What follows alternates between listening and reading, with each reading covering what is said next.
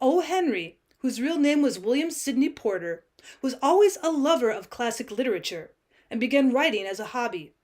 When he lost his job as a bank clerk in Houston in 1895, he began writing for the Post, earning an average salary of $25 per month. He would collect ideas for his newspaper column by observing and talking to the town's hotel visitors, or traveling to Latin America, or even spending time in prison for embezzlement. Many of the stories he wrote are set in New York City, where he moved in 1902 after being released from prison. O. Henry's trademarks are his witty, plot-twisted endings and his diverse characters that find themselves in awkward and difficult situations, as well as the creative ways they solve their problems. His most famous works, The Gift of the Magi, The Last Leaf, and The Ransom of Red Chief, are highly entertaining, whether read for pleasure or studied in classrooms around the world. The Detective Detector by O. Henry. I was walking in Central Park with Avery Knight, the great New York burglar, highwayman, and murderer. "But, my dear Knight," said I, "it sounds incredible. You have undoubtedly performed some of the most wonderful feats in your profession known to modern crime. You have committed some marvelous deeds under the very noses of the police. You have boldly entered the homes of millionaires and held them up with an empty gun, while you made free with their silver and jewels. You have sandbagged citizens in the glare of Broadway's electric lights. You have killed and robbed with superb openness and absolute impunity. But when you boast that within 48 hours after committing a murder, you can run down and actually bring me face to face with a detective assigned to apprehend you, well, I must beg leave to express my doubts. Remember, you are in New York." Avery Knight smiled indulgently. "You pique my professional pride, Doctor," he said in a nettled tone. "I will convince you." About 12 yards in advance of us, a prosperous-looking citizen was rounding a clump of bushes where the walk curved. Knight suddenly drew a revolver and shot the man in the back. His victim fell and lay without moving. The great murderer went up to him leisurely and took from his clothes his money, watch, a valuable ring, and a cravat pin. Then he rejoined me, smiling calmly, and we continued our walk. 10 steps, we met a policeman running toward the spot where the shot had been fired. Avery Knight stopped him. "I have just killed a man," he announced seriously, "and robbed him of his possessions." "Go on," said the policeman angrily, "or I'll run yez in. Want your name in the papers, don't you? I never knew the cranks to come round so quick after a shooting before. Out of the park now, for yours or I'll fan yez." "What have you done?" I said argumentatively as Knight and I walked on. "Was easy. But when you come to the task of hunting down the detective that they send upon your trail, you will find that you have undertaken a difficult feat." "Perhaps so," said Knight lightly. "I will admit that my success depends in a degree upon the sort of man they start after me. If it should be an ordinary plain-clothes man, I might fail to gain a sight of him. If they honor me by giving the case to someone of their celebrated sleuths, I do not fear to match my cunning and powers of induction against his." On the next afternoon, Knight entered my office with a satisfied look on his keen countenance. "Well, how goes the mysterious murder?" I asked. "As usual," said Knight smilingly. "I've put in the morning at the police station and at the inquest. It seems that a card case of mine containing cards with my name and address was found near the body. Well, they have 3 witnesses who saw the shooting and gave a description of me. The case has been placed in the hands of Shamrock Jones, the famous detective. He left headquarters at 11:30 on the assignments. I waited at my address until 2, thinking he might call there." I laughed tauntingly. "You will never see Jones," I continued, "until his murder has been forgotten, 2 or 3 weeks from now. I had a better opinion of your shrewdness, Knight. During the 3 hours and a half that you waited, he has got out of your ken. He is after you on true induction theories now, and no wrongdoer has yet been known to come upon him while thus engaged. I advise you to give it up." "Doctor," said Knight, with a sudden glint in his keen gray eye and a squaring of his chin, "in spite of the record your city holds of something like a dozen homicides without a subsequent meeting of the perpetrator and the sleuth in charge of the case, I will undertake to break that record. Tomorrow I will take you to Shamrock Jones. I will unmask him before you and prove to you that it is not an impossibility for an officer of the law and a manslayer to stand face to face in your city."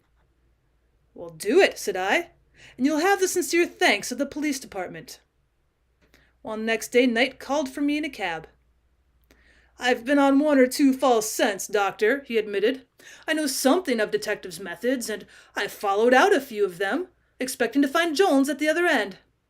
The pistol being a .45 caliber, I thought surely I would find him at work in the clue in 45th Street. Well, then again I looked for the detective at the Columbia University, as the man's being shot in the back naturally suggested hazing, but I could not find a trace of him." "Nor will you," I said emphatically. "Well, not by ordinary methods," said Knight. "I might walk up and down Broadway for a month without success. But you have aroused my pride, Doctor, and if I fail to show you Shamrock Jones this day, I promise you I will never kill or rob in your city again." "Well, nonsense, man," I replied. "When our burglars walk into houses and politely demand thousands of dollars worth of jewels and then dine and bang on the piano an hour or two before leaving, how do you, a mere murderer, expect to come in contact with the detective that's looking for you?" Well, Avery Knight sat lost in thought for a while. At length he looked up brightly. "Doc," said he, "I have it. Put on your hat and come with me. In half an hour I guarantee that you shall stand in the presence of Shamrock Jones." Well, I entered a cab with Avery Knight. I did not hear his instructions to the driver, but the vehicle set out at a smart pace up Broadway, turning presently onto Fifth Avenue, and proceeding northward again. It was with a rapidly beating heart that I accompanied this wonderful and gifted assassin, whose analytical genius and superb self-confidence had prompted him to make me the tremendous promise of bringing me into the presence of a murderer and the New York detective in pursuit of him simultaneously.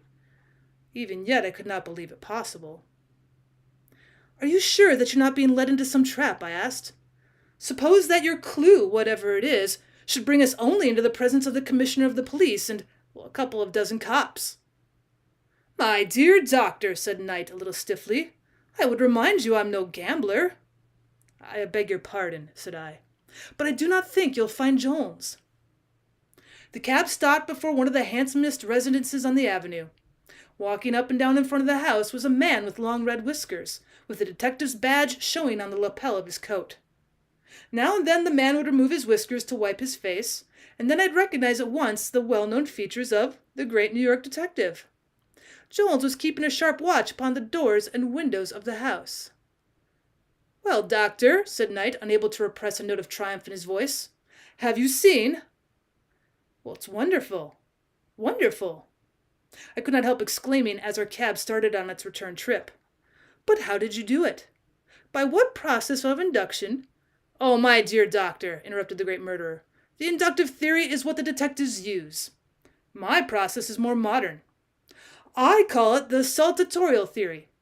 Without bothering with the tedious mental phenomena necessary to the solution of a mystery from slight clues, I jump at once to a conclusion.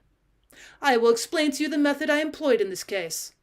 In the first place, I argued that, as the crime was committed in New York City in broad daylight, in a public place and under peculiarly atrocious circumstances, and that as the most skillful sleuth available was let loose upon the case, the perpetrator would never be discovered. Do you not think my postulation justified by precedent?" "Oh, perhaps so," I replied doggedly. "But if Big Bill Dev—" "Stop that," interrupted Knight with a smile. "I've heard that several times. It's too late now. I will proceed. If homicides in New York went undiscovered, I reasoned, although the best detective talent was employed to ferret them out, it must be true that the detectives went about their work in the wrong way. And not only in the wrong way, but exactly opposite from the right way. Well, that was my clue. I slew the man in Central Park. Now, let me describe myself to you. I am tall with a black beard, and I hate publicity. I have no money to speak of. I do not like oatmeal. It is the one ambition of my life to die rich. I am of a cold and heartless disposition. I do not care for my fellow men, and I never give a cent to beggars or charity. Now, my dear Doctor, that is the true description of myself, the man whom that shrewd detective was to hunt down. You who are familiar with the history of crime in New York of late should be able to foretell the result. When I promised you to exhibit your incredulous gaze, the sleuth who was set upon me, you laughed at me, because you said that detectives and murderers never met in New York. I have demonstrated to you that the theory is possible. Well, but how did you do it? I asked again. It was very simple, replied the distinguished murderer. I assumed that the detective would go exactly opposite to the clues he had. I have given you a description of myself. Therefore, he must necessarily set to work and trail a short man with a white beard who likes to be in the papers, who is very wealthy, is fond of oatmeal, wants to die poor, and is of an extremely generous and philanthropic disposition. When thus far is reached, the mind hesitates no longer. I conveyed you at once to the spot where Shamrock Jones was piping off Andrew Carnegie's residence. Knight, said I, you're a wonder. If there is no danger of your reforming, what a rounds man you'd make for the 19th precinct.